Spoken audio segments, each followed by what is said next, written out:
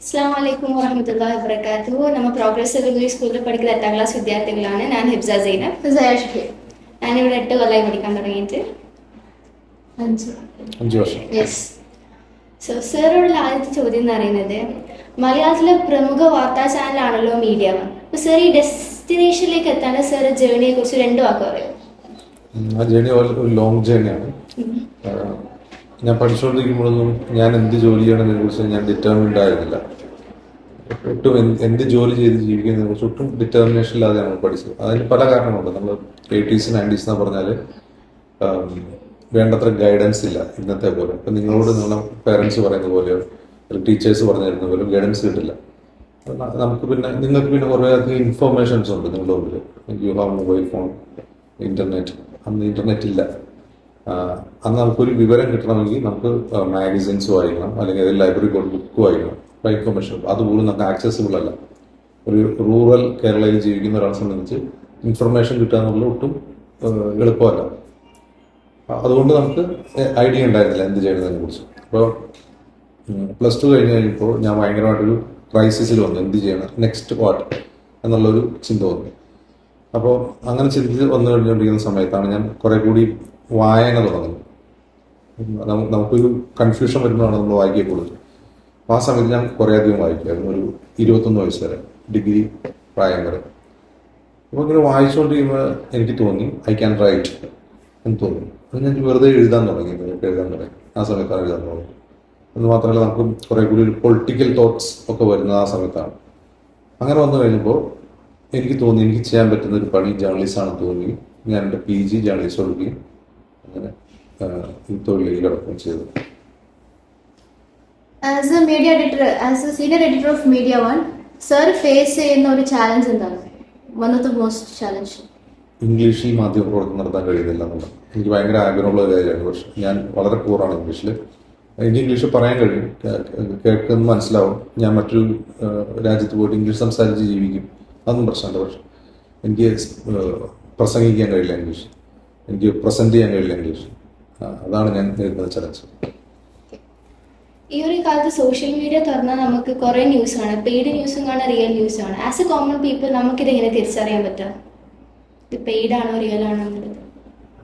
ഏറ്റവും അവസാനത്തെ ഒരു ഉദാഹരണം, 2 ആഴ്ച മുമ്പ് എല്ലാ പത്രങ്ങളിലെ ഫ്രണ്ട് പേജിൽ ഒരു പരസ്യം വന്നിരുന്നു. എന്താണ്, നോട്ട് ഇല്ലാതാവും, ഇനി ഡിജിറ്റൽ കറൻസി ആണെന്ന് പറഞ്ഞിട്ടൊരു ഫ്രണ്ട് പേജ് പീസ് വന്നിരുന്നു. നിങ്ങൾ കണ്ടിട്ടുണ്ടാവും. അപ്പോൾ അതിൽ വേറെ കുറേ കാര്യങ്ങളുണ്ട്. അത് 2050 ഒരു പത്രം ഇറങ്ങിയാൽ അതെങ്ങനെയായിരിക്കും എന്നുള്ളൊരു ഇമാജിനേറ്റീവ് കാര്യത്തിൽ ഉണ്ടാക്കിയെടുത്തൊരു പത്രമായിരുന്നു. അത് ആക്ച്വലി ഒരു മാർക്കറ്റിംഗ് ഫീച്ചറായിരുന്നു. പക്ഷെ അത് സൈഡിൽ എഴുതി വെച്ചിട്ടുണ്ട് മാർക്കറ്റിംഗ്. പക്ഷെ വായനക്കാർ ഭയങ്കരമായിട്ട് തെറ്റിദ്ധരിക്കപ്പെട്ടു, പ്രത്യേകിച്ചും പ്രായമുള്ള ആളുകൾ. ഭയങ്കര കൺഫ്യൂഷൻ ഉണ്ടാക്കി. നാളെ തൊട്ട് ഫെബ്രുവരി 1 മുതൽ നോട്ടിന് രൂപയ്ക്ക് എങ്ങനെ ജീവിക്കും, ATM കാർഡ് ഇല്ലാത്തവർ, സ്മാർട്ട് ഫോൺ ഉപയോഗിക്കാത്ത ആളുകൾ എങ്ങനെ സാധനങ്ങൾ വാങ്ങും, ഇങ്ങനെയുള്ള ഭയങ്കര കൺഫ്യൂഷൻ ഉണ്ട്. അതിനെതിരെ വലിയ വിമർശനങ്ങൾ ഉണ്ടായി സോഷ്യൽ മീഡിയയിൽ. അങ്ങനെ ചെയ്യരുതായിരുന്നു എന്ന് പറഞ്ഞിട്ട്. അപ്പോൾ അതൊരു ഉദാഹരണമാണ്. എന്താണ്, അത് പരസ്യമാണോ അതല്ല വാർത്തയാണോ എന്ന ആളെ തെറ്റിദ്ധരിപ്പിക്കുന്ന കാര്യമാണ്. ഈ പെയ്ഡ് ന്യൂസ് എന്നുള്ളത് ഇപ്പോഴത്തെ ഒരു പ്രശ്നമല്ല, അതൊരു ഡെക്കേഡ്സ് ആയിട്ട് ഇന്ത്യയിലുള്ള ഒരു പ്രശ്നമാണ്. അത് പണം നൽകി ജേർണലിസ്റ്റുകളെ സ്വാധീനിക്കുക, ആ പണം നൽകുന്നവർക്ക് അനുകൂലമായ വാർത്തകൾ സൃഷ്ടിക്കുക. അത് വാർത്തകളല്ല, വാർത്തകൾ സൃഷ്ടിക്കുന്ന വാർത്തകളാണ്, ആർട്ടിഫിഷ്യൽ വാർത്തകളാണ്. അങ്ങനെ വാർത്തകൾ ഡിസ്റ്റോർട്ട് ചെയ്യുക, അങ്ങനെ പല കാര്യങ്ങളും നടക്കുന്നുണ്ട്. അത് തിരിച്ചറിയുന്നത് എങ്ങനെയാണെന്ന് വെച്ചാൽ അതിന് നമുക്ക് വേണ്ട ഒരു മീഡിയ ലിറ്ററസിയാണ്, ഒരു മാധ്യമ സാക്ഷരത വേണം.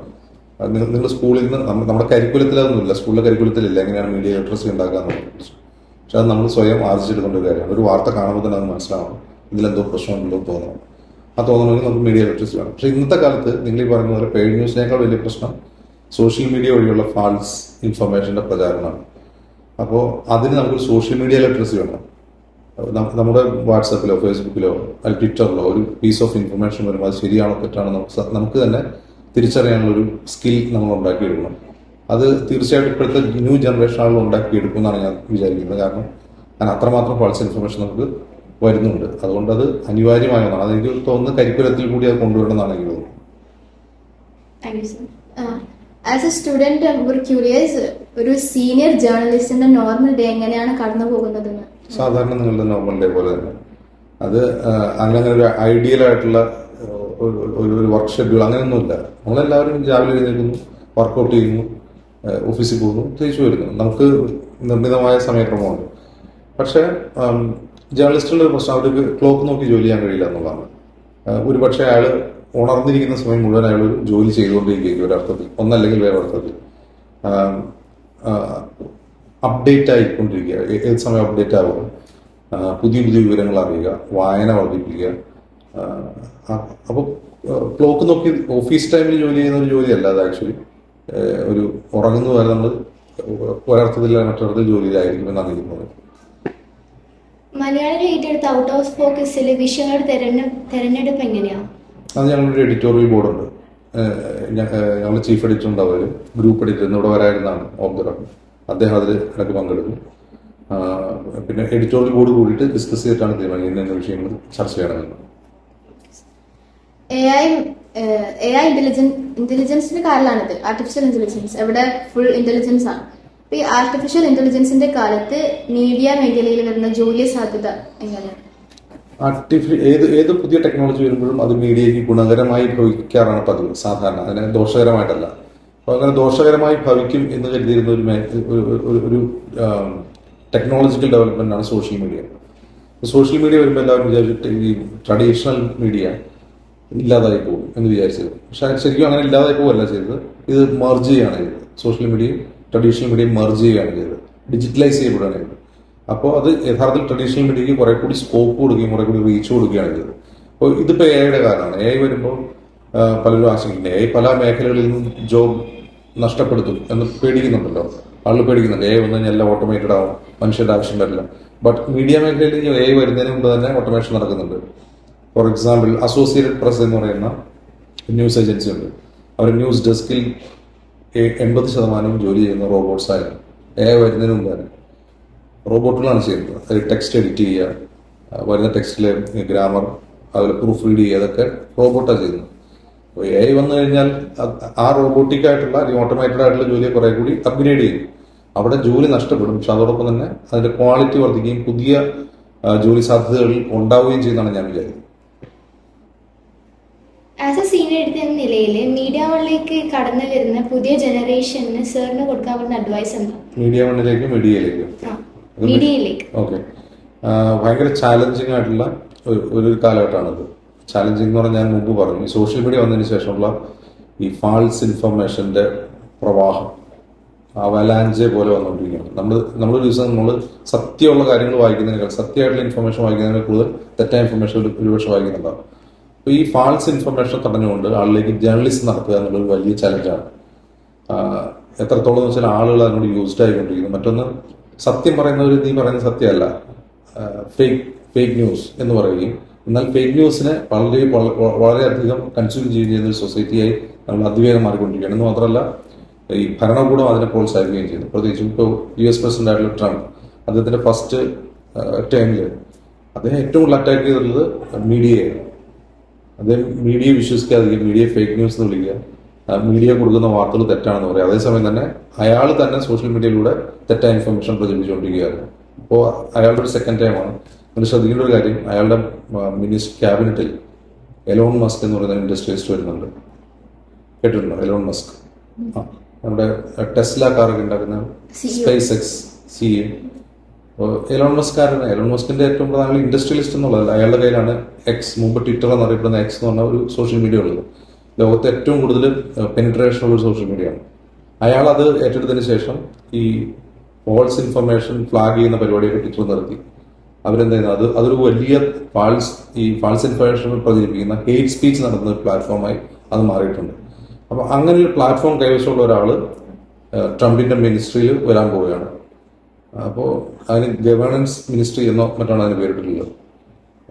അപ്പോൾ അങ്ങനെ വന്നു കഴിയുമ്പോൾ ഈ ലോകത്തുണ്ടാകാൻ പോകുന്ന, അതായത് മീഡിയ ലാൻഡ്സ്കേപ്പിൽ വരാൻ പോകുന്ന മാറ്റങ്ങൾ ഇപ്പോൾ നമുക്ക് പ്രഡിക്റ്റ് ചെയ്യാൻ പറ്റില്ല, എന്തും സംഭവിക്കാം. പക്ഷെ അത് തിരിച്ചു വരുമായിരിക്കും, എന്തൊക്കെ താൽക്കാലിക പ്രതിഭാസമായിരിക്കും എന്നുള്ളതാണ് എനിക്ക് തോന്നുന്നത്.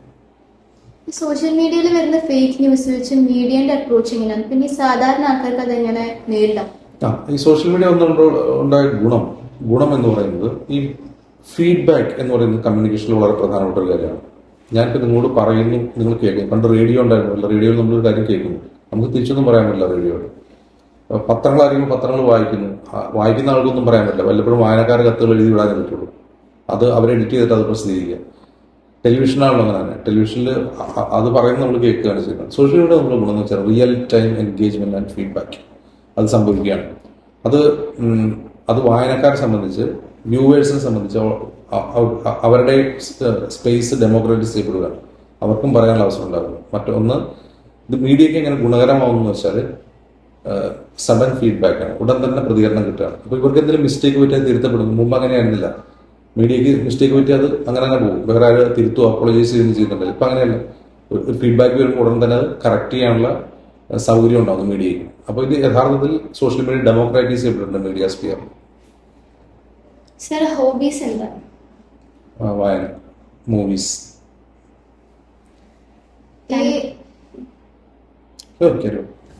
ഈ മീഡിയയിൽ വരുന്ന ബ്രൈഡ് ന്യൂസ് വരില്ലേ, അതിനെ നിങ്ങൾ ഫേസ് ചെയ്യുന്നത് എങ്ങനെ, അവരെ അപ്രോച്ച് ചെയ്യുന്നത്? ബ്രൈഡ് ന്യൂസ് വരിക എന്ന് പറഞ്ഞാൽ അത് പല രീതിയിലാണ്. നമുക്ക് ഒരു സിനിമയിലെ കാണുമ്പോൾ കുറെ കൊണ്ടുപോയി പണം കൊടുക്കുക, എന്നിട്ട് നീ എനിക്ക് വേണ്ടി ന്യൂസ് ചെയ്യുക, അങ്ങനെയൊന്നും അല്ല. ഇൻഡയറക്റ്റ് ആയിട്ടാണ് വരിക. അത് ഒന്ന് മനസ്സിലാക്കേണ്ടത്, മീഡിയ എന്ന് പറയുന്നത് ഫുള്ളി ഇമ്പാർഷ്യലായിട്ടുള്ളൊരു സംവിധാനമല്ല. അതിൽ ബയാസ് വരാൻ സാധ്യതയുള്ള ഒരു മേഖലയാണ് മീഡിയ. അതിൻ്റെ കാരണം എന്ന് വെച്ചാൽ, ഇപ്പോൾ കാൾ മാർക്സിന്റെ ഒരു തിയറി പ്രകാരം ഒരു മീഡിയ ഒരു ഇൻഡസ്ട്രിയാണ്. ആ ഇൻഡസ്ട്രിയിൽ ഒരു ക്യാപിറ്റൽ ഇൻഫ്യൂസ് ചെയ്ത് കഴിഞ്ഞാൽ ആ ക്യാപിറ്റലിന്റെ ക്യാരക്ടറായിരിക്കും ആ മീഡിയയുടെ ക്യാരക്ടർ. ഇതിപ്പോൾ നമ്മുടെ മുമ്പിലുള്ള മീഡിയ നോക്കുക, ആ മീഡിയയിലെ മുതലാളി ആരാണ്, അതിൽ പണം ഇൻവെസ്റ്റ് ചെയ്യുന്ന ആരാണ്, അവരുടെ ഇൻട്രസ്റ്റ് ആയിരിക്കും ആ മീഡിയ പ്രതിഫലിപ്പിക്കുക. അത് വളരെ സത്യമാണത്. കാരണം വെച്ചാൽ അതിനപ്പുറം അതിന് കടക്കാൻ കഴിയില്ല. അതിലേക്ക് ഇൻഫ്യൂസ് ചെയ്തിട്ടുള്ള ക്യാപിറ്റലിനനുസരിച്ചല്ല അതിന് ആ ക്യാരക്ടറിന്റെ ഒരു ബയസ് എപ്പോഴും ഉണ്ടാവും. പക്ഷെ ഒരു മീഡിയ സ്ഥാപനം പ്രൊഫഷണൽ ആവുക എന്ന് പറഞ്ഞാൽ ആ ബയസിനെ അവർ മറികടക്കുമ്പോഴാണ്. അങ്ങനെ മറികടക്കുന്ന പ്രൊഫഷണലിസം കാണിക്കുന്ന മീഡിയ സ്ഥാപനങ്ങളാണ് എക്സൽ ചെയ്യുന്നത്.